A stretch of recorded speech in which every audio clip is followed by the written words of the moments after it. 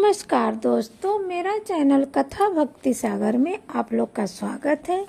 आज हम बहुत सुंदर रक्षाबंधन की कहानी सुनेंगे। एक नगर में एक सेठ जी रहते थे। उनके 3 पुत्र थे। तीनों का विवाह हो गया था। छोटी वाली बहू जो थी बहुत सुंदर सुशील समझदार थी, लेकिन उसका कोई भाई नहीं था। वो हर साल कृष्ण भगवान की मूर्ति को राखी बांध दिया करती थी और प्रतिदिन उन्हीं का पूजा पाठ करती थी। बहुत कृष्ण भगवान को मानती थी, अपने भाई की तरह ही मानती थी। उन्हीं को राखी बांध देती थी, उसका कोई भाई नहीं था। कुछ समय के बाद राखी का दिन आया तो जो सेठ जी की दोनों बहुएं थी अपना वो तैयारी करने लगी मैके जाने के लिए कि जाना है भाई को राखी बांधने। खूब अपना तैयारी कर रही थी तो छोटी वाली बहू ने पूछा कि दीदी आप लोग क्यों इतना तैयारी कर रही हैं, कहाँ जाना है? तो बड़ी वाली बोली हम लोग के तो रक्षाबंधन आया है, हम लोग मैके जाएंगे, हमारा तो भाई है, तेरा तो कोई है ही नहीं, तू कहाँ जाएगी? इस पर छोटी वाली बहू का मन उदास हो गया और वो सिंह जो श्री कृष्ण भगवान की फोटो के सामने जाके मूर्ति के सामने खूब रोने लगी। बोली काश मेरे भी कोई भाई होता तो मैं भी अपने भाई को राखी बांधने जाती।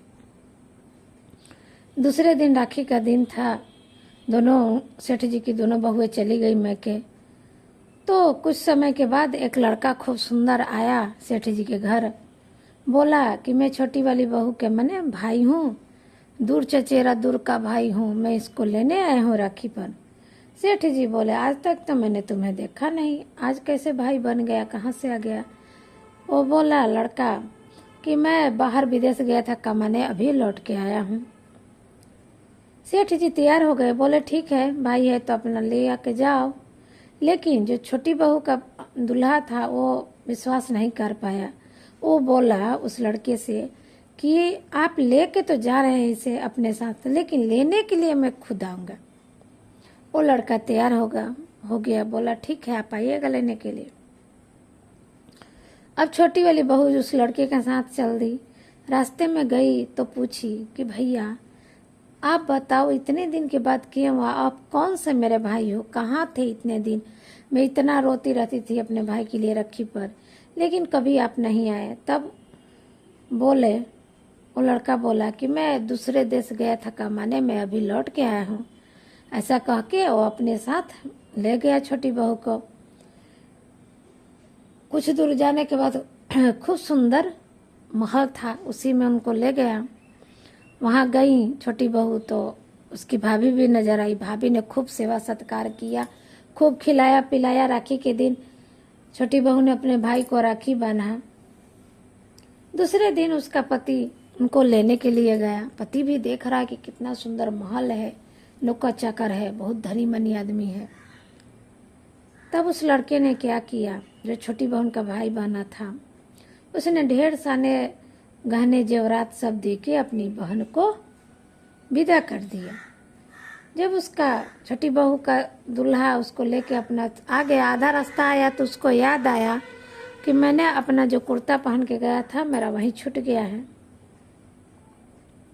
उसने अपनी पत्नी से कहा कि तुम यहीं पर रुको, मैं जा रहा हूँ अपने कुर्ते को लेने, तुम्हारे घर छूट गया है। छोटी बहू बोली आप उतना दूर कुर्ता लेने जाइएगा, वो तो पुराना ही हो गया था, छोड़ दीजिए दूसरा खरीद लीजिएगा। लेकिन वो नहीं माना, बोला कि नहीं मैं जाऊँगा ही, चलना है तो तुम भी चलो। दोनों जब वापस आए तो वहाँ पर घर गायब था। एक पीपल का पेड़ था, उसी पर उसका कुर्ता टंगा हुआ था। अब वो छोटी बहू को मारने पीटने लगा, डांटने लगा कि मैं तो जानता था कि तुम बदमाश हो, तुम्हारा वो भाई भी नकली है, शुरू से ही मुझे शक था, इसीलिए मैं तुमको लेने आया। खूब अपना डांट पीट रहा है, बोल रहा है। और छोटी बहू रो रही है, उसको तो समझ नहीं आ रहा क्या हो गया, घर कहाँ चला गया। तब उसी पीपल के पेड़ से कृष्ण भगवान निकले।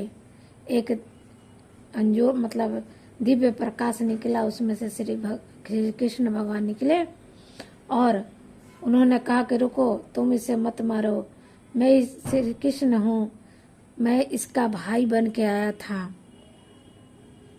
मैं इसका भाई बन के आया था, क्योंकि ये अपने भाई के लिए रो रही थी। हर साल ये मुझे ही राखी बांधती है, मेरे मूर्ति को राखी बांधती है, इसलिए मैं इसके जितना पूजा पाठ किया सब उसके पुरस्कार के बदले में मैं इसका भाई बन के आया था कि इसका ये भी मनसा पूरा हो जाए इस तरह से। तब उसको छोटी बहू के जो हस्बैंड आदमी था उसको समझ में बात आ गया, वो भगवान के चरणों में गिर गया और बोला कि इसी के चलते भगवान मुझे भी मुक्ति मिल गई, आपके दर्शन हुए।